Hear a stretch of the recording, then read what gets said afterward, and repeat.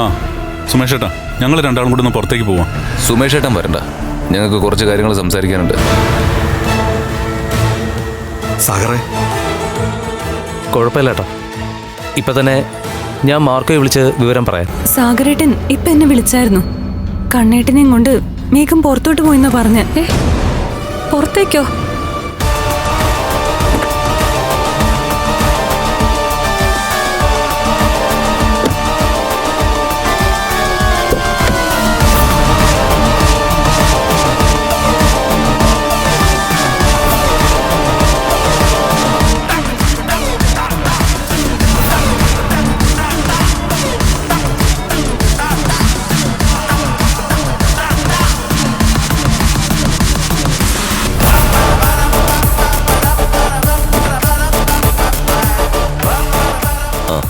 ഇനി ഇറങ്ങാം.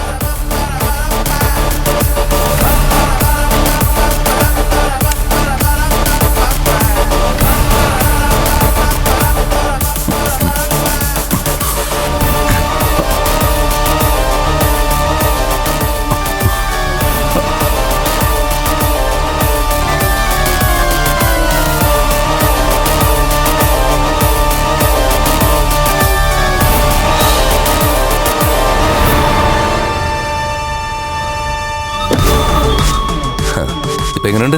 കുഴപ്പമില്ലല്ലോ. എന്താ നിനക്ക് പറയാനുള്ളത്?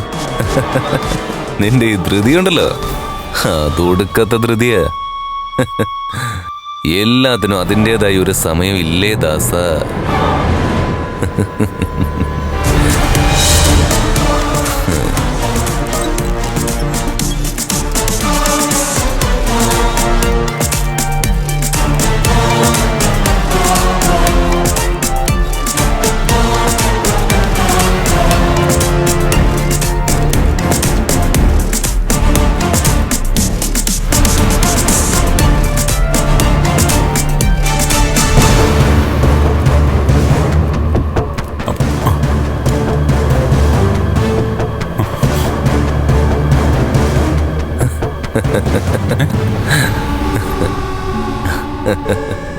എഴുന്നേക്കടാ, വീൽ ചെയറിന്ന് എഴുന്നേക്കടാ, എഴുന്നേക്കടാ കൂടെ.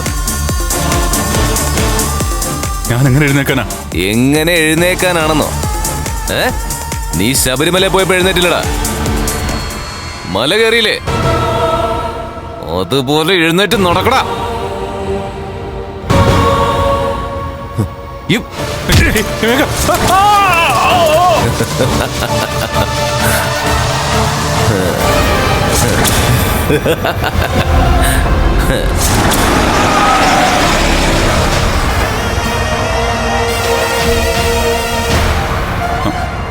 എന്താടാ, എന്താ നിനക്ക് പറ്റിയേ?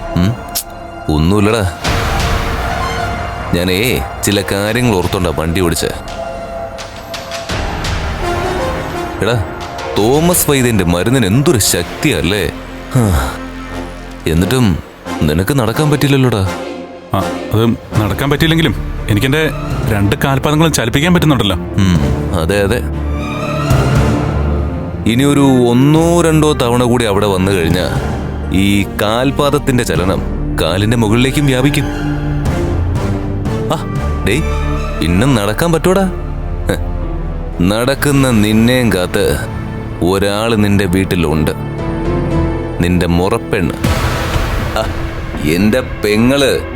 അത് പിന്നെ എടാ, അവളെ ഞാനൊരു പെങ്ങളായിട്ടേ കണ്ടിട്ടുള്ളൂ. മറ്റവള് പോയില്ലടാ. അവൾ ഇനി അവളുടെ വയറ്റിൽ കിടക്കുന്ന കുഞ്ഞിന്റെ അച്ഛനോടെ പോലെ ജീവിക്കൂ. പിന്നെ നിനക്ക് അവളുടെ ജീവിതത്തിൽ എന്ത് പ്രസക്തിയാ ഉള്ളത്? എന്ന് വെച്ചാ ഞാൻ സ്വാതിയെ കല്യാണം കഴിക്കണം.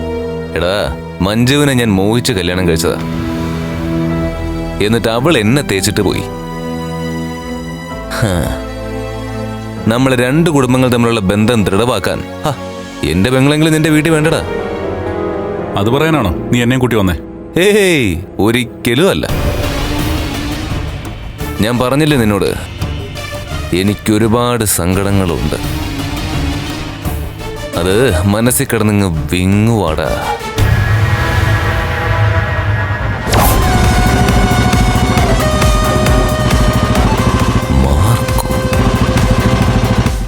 ഇവനല്ലെങ്കിൽ മറ്റാരോ അവനോട് വിളിച്ച് വിവരം പറഞ്ഞിട്ടുണ്ട്. കണ്ണ, നീ ആ മാർക്കോയെ വിളിച്ചായിരുന്നോ? മാർക്കോയെ? ഞാനെന്തിനാണ് അവനെ വിളിക്കുന്നത്? അവൻ നമ്മളെ ഫോളോ ചെയ്ത് വരുന്നുണ്ട്.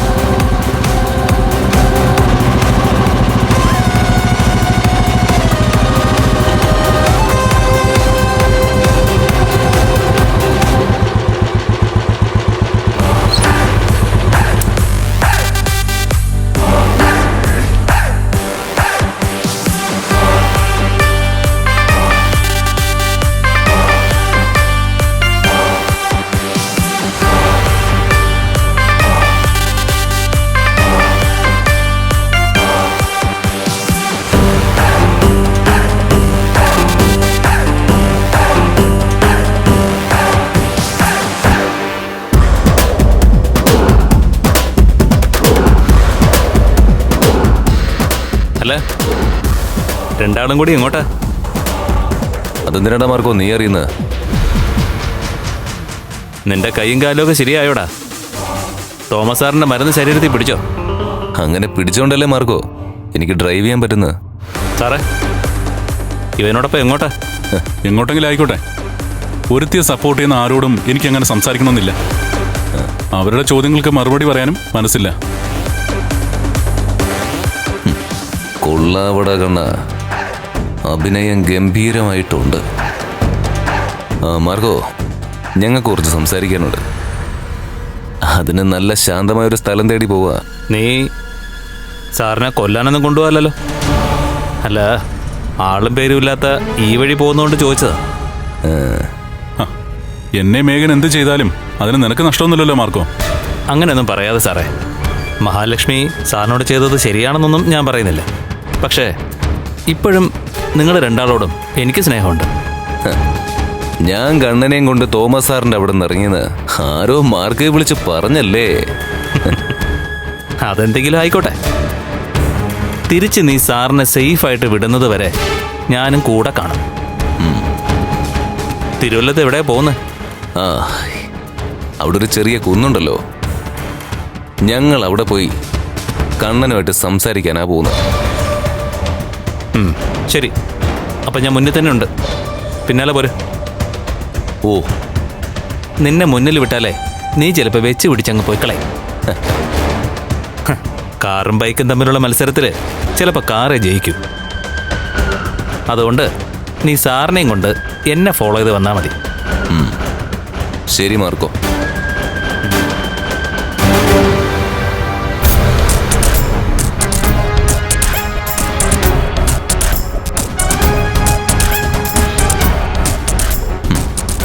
നിന്റെ മുഖത്തെ ശുദ്ധമായ പുഞ്ചിരിയും ഉള്ളിലെ പൊട്ടിച്ചിരിയൊക്കെ ഞാൻ അറിയുന്നുണ്ടടാ. പോത്തിന്റെ പുറത്ത് വരേണ്ടവൻ ബുള്ളറ്റിന്റെ പുറത്തെത്തി.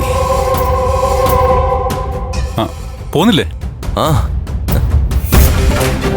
ഇവനിതിന്റെ ഇടയ്ക്ക് കയറി വരുമെന്ന് ഞാൻ സ്വപ്നത്തിൽ പോലും പ്രതീക്ഷിച്ചില്ല.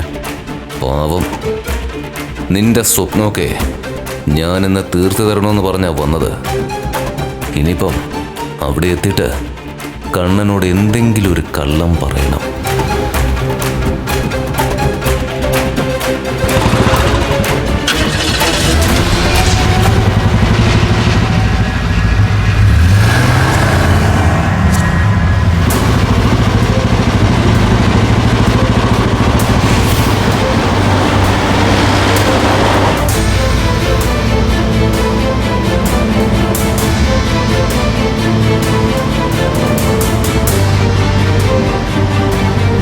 മാർക്കോയോട് ആയുധമായി ചെന്നാലും അവനെ നേരിടാൻ പറ്റില്ല. അവന്റെ നെറ്റിക്ക് നേരെ തോക്ക് ചൂണ്ടിട്ട് ക്ഷണം നേരം കൊണ്ടത് അവന്റെ കയ്യിലെത്തിയതാ. പക്ഷേ പാഞ്ഞു പോകുന്ന ബുള്ളറ്റിലേക്ക് കാറ് കൊണ്ട് കയറ്റിയ സ്പോട്ടിൽ അവൻ തീരും.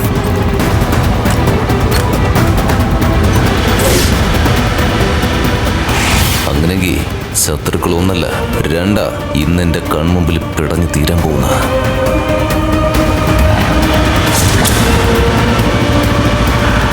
നീ എന്തിനു മേഘ ഇങ്ങനെ പായുന്നേ? എന്താണെന്ന് നീ കണ്ടോടാ.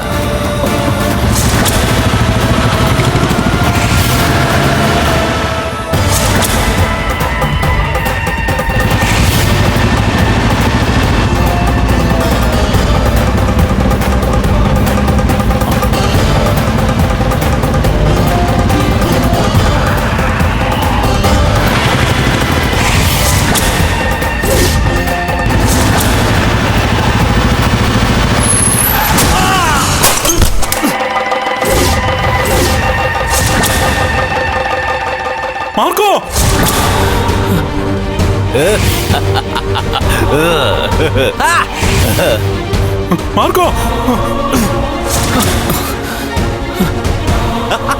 മാർക്കോ ദാ, നീ എന്തിനാടാ നിലവിളിക്കുന്നേ? അവൻ ചാവട്രാ.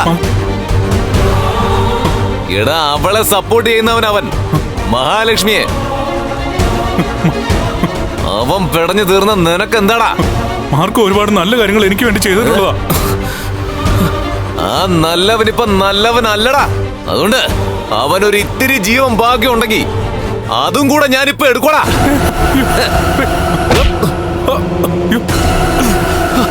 വേണ്ട മേഘ, അവനൊന്നും ചെയ്യരുത്. വേണ്ട മേഘ, വേണ്ട മേഘ. മാർഗ മേഘ വേണ്ട.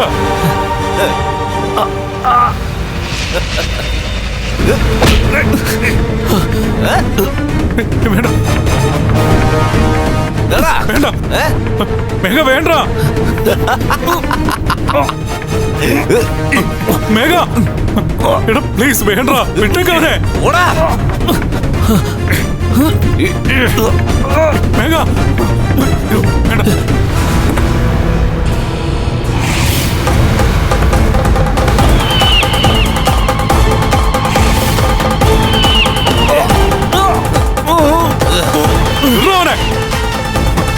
മേഘ വേണ്ട.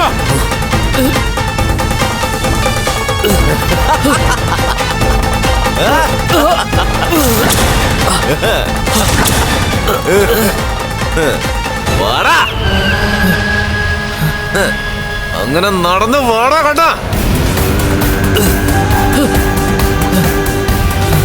വാടാ ഇങ്ങോട്ട്, വാടാ, നടന്ന് വാടാ. ആദ്യം മാർഗോ, ഇത് കഴിഞ്ഞ് വരോടാ എനിക്ക് നിന്റെ 2 കാല് തല്ലി ഓടിക്കാൻ. നീ നടക്കണ്ടാ. നിന്റെ കുഞ്ഞു തന്നെയാ അവളുടെ വയറ്റിൽ കിടക്കുന്ന നടന്നു തുടങ്ങിയ കണ്ണന്റെ കുഞ്ഞ്. അങ്ങനെ കുഞ്ഞും കുടുംബമായിട്ട് നീ കഴിയണ്ടാ.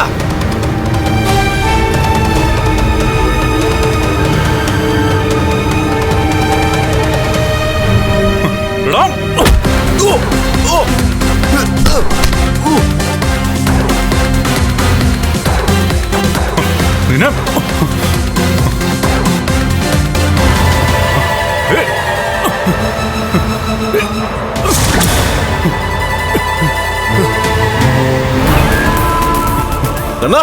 വേണ്ട വേണ്ട, നീ പറഞ്ഞ മതിയോ? ഞങ്ങൾക്കും ജീവിക്കണോടാ. ജീവിക്കണം. വേണ്ട വേണ്ട.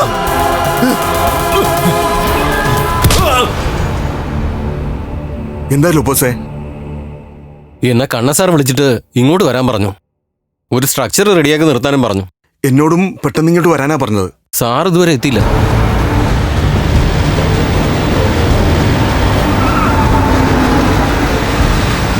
സാറെത്തി.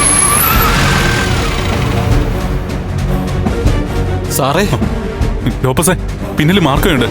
പെട്ടെന്ന് മാർക്കോയെ കൊണ്ടുപോകാൻ പറ.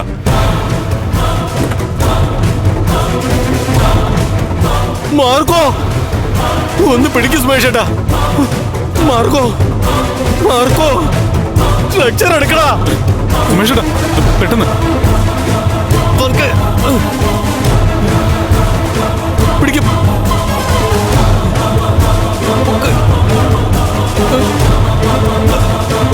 പിടിച്ചോ, വേഗം കൊണ്ടോ.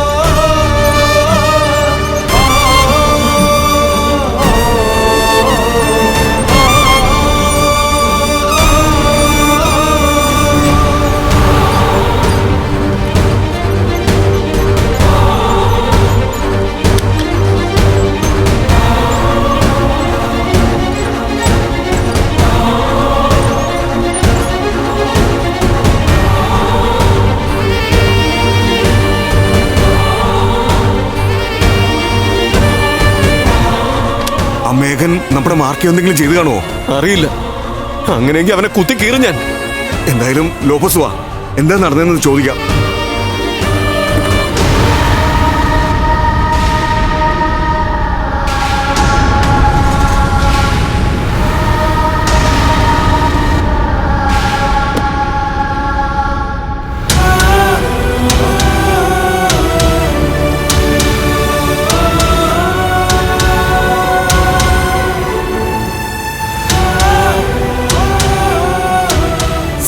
സാറിങ്ങനെ പുറത്തിറങ്ങി നിൽക്കണ്ട. ഇനിയിപ്പോ ആരെങ്കിലും കാണുന്നെങ്കിൽ കാണട്ടോ. എന്നാലും കുഴപ്പമില്ല. എനിക്കെന്റെ മാർക്കയുടെ ജീവനാ പ്രധാനം. അല്ലാതെ ഈ നാടകം പൊളിയുന്ന ചിന്ത എനിക്കിപ്പോ ഇല്ല. ആ വീൽ ചെയർ എടുത്ത് കൊടുക്കും സുമേഷ് ഏട്ടാ. എന്താ സാറേ സംഭവിച്ചത്? സാഗർ വിളിച്ച് പറഞ്ഞിട്ട് മാർക്കോ പെട്ടെന്ന് പോവായിരുന്നല്ലോ. മേഘൻ അറിഞ്ഞു എന്റെ തളർച്ച മാറിയെന്ന്. ഞാൻ നടക്കുന്നുണ്ടെന്ന് അവൻ എങ്ങനെയോ മനസ്സിലാക്കി. എന്നിട്ട് എന്നെ കൂട്ടിക്കൊണ്ടുപോയത് കൊല്ലാനാ. അതിൻ്റെ ഇടയ്ക്ക് മാർക്കോ തടസ്സമായിട്ട് വന്നത്. ഞങ്ങൾ പോകുന്നിടത്തേക്ക് വരാനായിരുന്നു മാർക്കോയുടെ പ്ലാൻ. എന്നാൽ മുന്നിൽ പോയ മാർക്കോയെ മേഘൻ കാറുകൊണ്ട് ഇടിച്ചു വീഴ്ത്തി. സാറേ ഇരിക്കും സാറേ.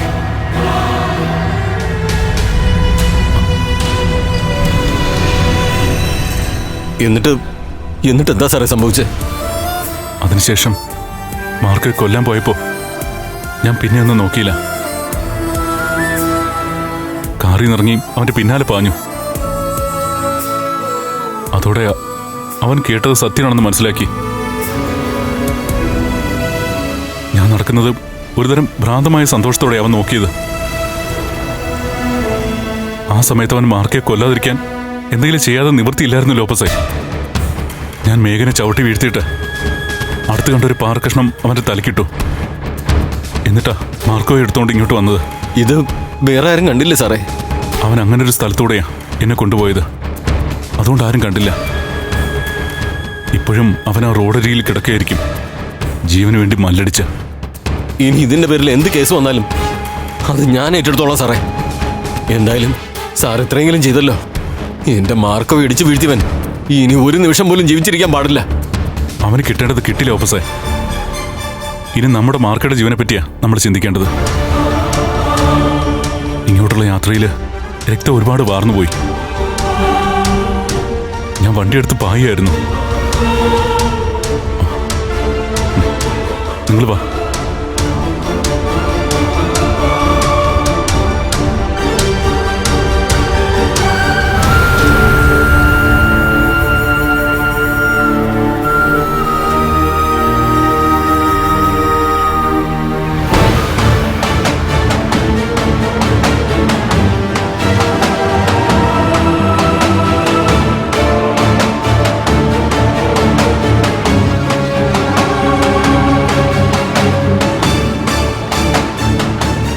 ഔട്ട് ഓഫ് റേഞ്ച് ആണല്ലോ എടുത്തി.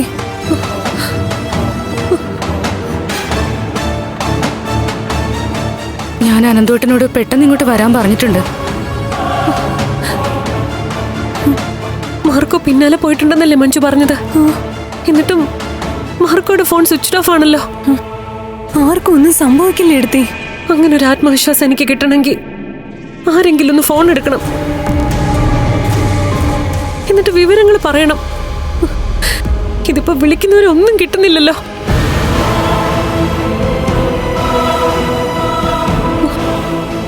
എനിക്കെന്തോ ഒരു ഭയം പോലെ,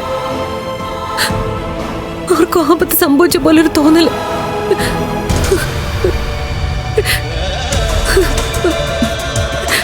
അതിപ്പോ മേഘനെ കാണാൻ കണ്ണേട്ടൻ പോകുന്നു അറിഞ്ഞപ്പോ മുതലേ മഹിക്ക് നല്ല പേടിയുണ്ടായിരുന്നല്ലോ. തോമസ് സാറിന്റെ അടുത്തേക്ക് പോകുന്നത് വരെ എനിക്ക് അത്രത്തോളം പേടിയൊന്നും ഉണ്ടായിരുന്നില്ല ലേഖ.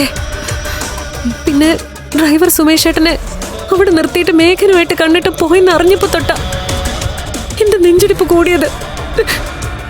ഈശ്വര, ആർക്കൊരാപത്തും വരുത്താതിരുന്നാ മതിയായിരുന്നു. എന്നുവെച്ചാ കാലിനെ പോലൊരുത്തനൊപ്പം കണ്ടിട്ടും പോയിരിക്കുന്നെ.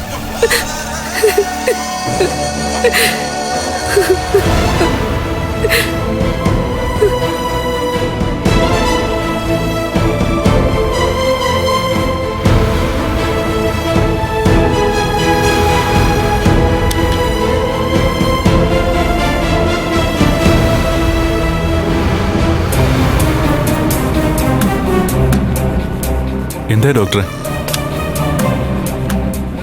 കാര്യങ്ങൾ കുറച്ച് സീരിയസാണ്.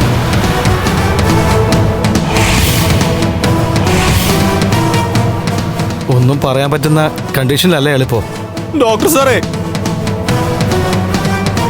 എടോ, ഉറപ്പ് പറയാൻ പറ്റുമെങ്കിൽ മാത്രമേ നിങ്ങൾക്ക് ആശ്വാസം തരുന്ന രീതിയിൽ പറയാൻ പറ്റൂ. ഇവിടെ കൊണ്ടുവന്നപ്പോൾ ഏതാണ്ട് പകുതി ജീവൻ പോയ അവസ്ഥയായിരുന്നു. എങ്ങനെയും മാർക്കോയെ രക്ഷിക്കണോ ഡോക്ടർ? അത് ഞങ്ങളോട് പ്രത്യേകിച്ച് പറയേണ്ട കാര്യമില്ലല്ലോ കണ്ണ. ബ്ലഡ് ഒരുപാട് പോയിട്ടുണ്ട്. എത്രയും പെട്ടെന്ന് ബി പോസിറ്റീവ് ബ്ലഡ് സംഘടിപ്പിക്കണം. ആ, ഡോക്ടറെ, എന്റെ ബി പോസിറ്റീവാ.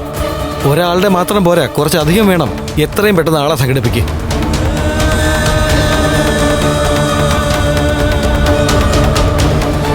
സാർ, ഞാൻ എൻ്റെ കൂട്ടുകാരെയൊക്കെ വിളിക്കട്ടെ? ഞാനും ബ്ലഡ് കൊടുക്കാൻ ലോപ്പസേ. ആ, സുമേഷ് ഏട്ടനും പരിചയമുള്ളവരൊക്കെ വിളിക്കാം. ശരി. എന്നാലും ഡോക്ടർ രക്ഷപ്പെടുന്ന രീതിയിലൊന്നും സംസാരിച്ചില്ലല്ലോ സാറേ.